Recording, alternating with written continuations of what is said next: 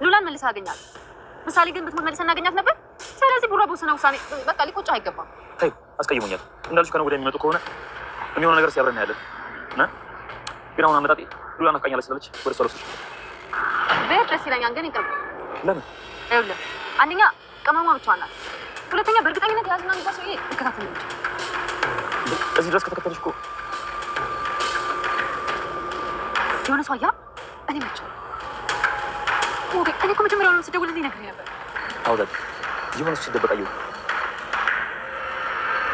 ችግር የለውም እንዴ? እንዴት ነው ችግር የሌለው?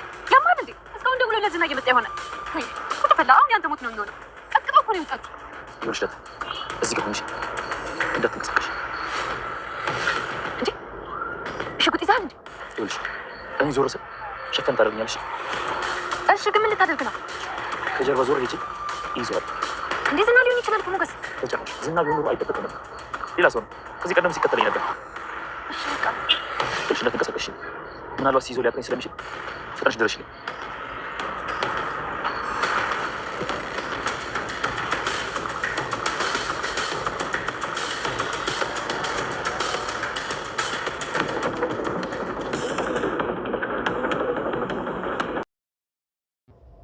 አሰላሙ አለይኩም ወራህመቱላሂ ወበረካቱ። ሰላም ወደ ቻናሌ ቤተሰቦች እንዴት ናችሁ? ከኔ ጋር ሁሉ ሰላም አልሐምዱሊላህ።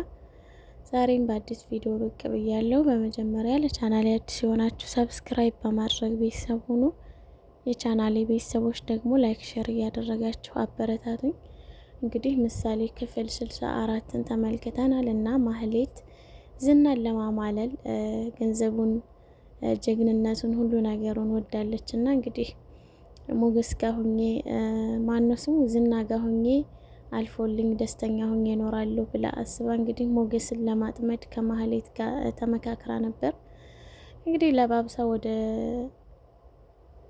ዝና ጋር ሄዳ ነበርና ዝናንም ያው እንግዲህ አይንህን ግለጥ ያለች ጣገቡ ሆና የሆነ ነገር ስትለው እሱ ያው እንግዲህ ታውቃላችሁ ከሉላ ውጭ ሌላ ሴት ያለ አይመስለውም እና እንዴት ብታስቢ ነው አንቺ ዝርክርክ ባለጌ ጋለሞታ ብሎ ሰደባት ማለት ነው። እና ውጭ ከዚህ እኔን ማን አድርገሽ ነው የምታስቢኝ? እኔ ዝና እኮ ነኝ አላት። እሷ እንግዲህ እንደለመደችው ልትዝረከረክ ነበር። እሱ ግን ፊት አልሰጣትም። ውጭ አላት።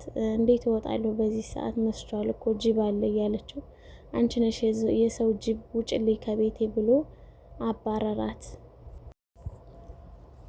ዳጣም ሞገስ ደውሎላት ሞገስ ጋር እያወራች ነበረ። ሉላም ናፍቃኛለች ሞገሴ አንተም ናፍቀኸኛል እያለችው ነበር። እሱም አመጣሻለሁ፣ ታወሪያታለች፣ ትገናኛላችሁ፣ እንገናኛለን እያላት ነበር። ያው ዳጣ ቤተሰቦቿን ፍለጋ ይዛለች እና በቃ እንቅልፍ ነስቷታል። ቶሎ ማግኘት ትፈልጋለች፣ በጣም ቸኩላለች እና ሞገስ ታዲያ እንዴት ነው እናቴን የምፈልገው? ቤተሰቦቼን መፈለግ አለብኝ፣ የጣለኝን አባቴን ማግኘት አለብኝ እያለችው ነበር። አትቸኩይ፣ ሰውየው ሲመጣ እንደውልላችኋል ብለዋል። ስለዚህ እስከሚደውሉልን መጠበቅ አለብን እያላት ነበር። እሷ ግን ቸኩላለች። አይ አልቆይም፣ እኔ መሄድ አለብኝ አለችው። እሱም እንግዲህ ደውዬ ደግሞ አጠያይቃለሁ፣ እስከዛው ድረስ ደግሞ ሰብር አድርገሽ ጠብቂ አላት። እሷ በጣም ከፍቷታል፣ ውስጧ ተጨንቋል፣ ውስጧ ፈርቷል። ሉላና ሞገስም እንግዲህ ቁጭ ብለው ይሁዳቸውን እያወሩ ነው። አስባችሁታል? የ10 ዓመት ፍቅር 10 ዓመት ሙሉ አጥተውት የነበረውን ነገር ነው ሁለታቸው የሚያገኙት። ስለሚዋደዱ በጣም ደስ ብሏቸዋል። እና እንግዲህ ከዚህ በኋላ ሉላ ቃል እገባልሻለሁ አሳልፌ ለዘለ ሰው እያልሰጥሽም እያላት ነበር። እሷም እንግዲህ እንደምትወደኝ አውቃለሁ፣ የሆነ ከባድ ነገር ካልመጣብህ በስተቀር አሳልፈህ እንደማሰጠኝ አውቃለሁ እያለችው ነበረ። እሱም አልተቀየምሽኝም ማለት ነው በቃ እያላት እንዳልተቀየመችው እየነገረችው ነበር።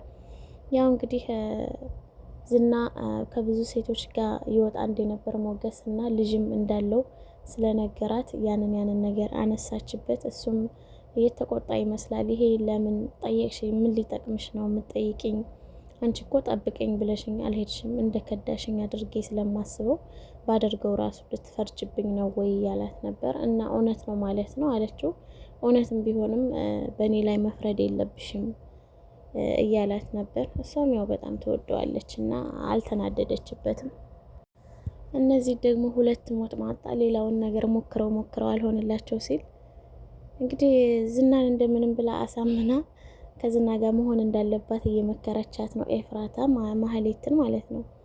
እና በቃ የተለየ ሰው ነው እያለቻት ነበር። የተለየ ሰው ባይሆንማ በዚህ ሰዓት ከቤቱ ውጭ ብሎ አባርሽም ነበር እያለቻት፣ አዎ ለዚህ እኮ ነው ኃይለኝነቱን ሁሉ ነገሩን የምወድለት እያለች እንግዲህ ማህሌት በዝና ተመስጣለች። ዝናን ትፈልገዋለች። ዝና ግን ፊት አይሰጣትም።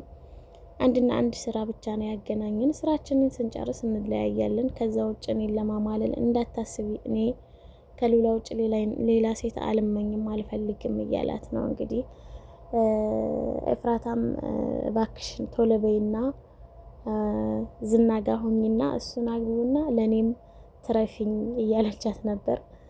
እንዳትጠራጠሪ እኔ ማህሌት ይሄንን ሳላደርገው አልቀርም እያለች ነበር። ማህሌት ጉረኛ። እናማ እንግዲህ ብሩኬም ሊመጣ ነው፣ ሕክምናቸውን ጨርሰዋል እያለች ለሞገስ ዳጣ እየነገረችው ነበር። የእውነት ሊመጡ ነው ጨረሱ ተሻላት እያላት ነበር። እሱን እንኳ አላወቅንም። እንግዲህ ያው ኤርፖርት ሲመጡ ነው የምናውቀው። ገና ይሄንን አላወቅንም። ሰርፕራይዝ ሊያደርገን አስቦ ነው ብለው ነው ያሰቡት። እውነት ለመናገር ምሳሌ ምን ላይ ደርሳ ይሆን ታክማ ድና ይሆን የሚለው ነገር እኔ ማሳስቦኛል ማለት ነው። እና ከዛም ያው ዳጣ ታውቃላችሁ ቤተሰቦቿን ማግኘት ትፈልጋለች እና ውስጧ ጥሩ ስሜት አይሰማውም። ሞገስ የመጣሁት ዛሬ ይዤሽ ልሄድ ነው፣ ሉላ ጋር ላገናኝሽ እንሂድ እያላት ነበር። እሷም አይ ይቅርብኝ፣ በዛ ላይ ደግሞ ዝና እየተከታተለን ይሆናል እስካሁን። ዝና ተከታተለን ማለት ደግሞ ያገኛቸዋል፣ ትሞታለህ፣ አንተ ይገላሃል እያለችው ነበር። እንደዛ እየተባባሉ ቆመው እያወሩ ባሉበት ሰዓት እንግዲህ የሆነ ሰው ተደብቆ ሲከታተላቸው አዩ ማለት ነው። እና ዳጣ አየኸው የሆነ ሰው እየተከታተለን ነው አለችው ሞገስን። ሞገስም አየው ሰውየውን። አዎ አየሁት እኮ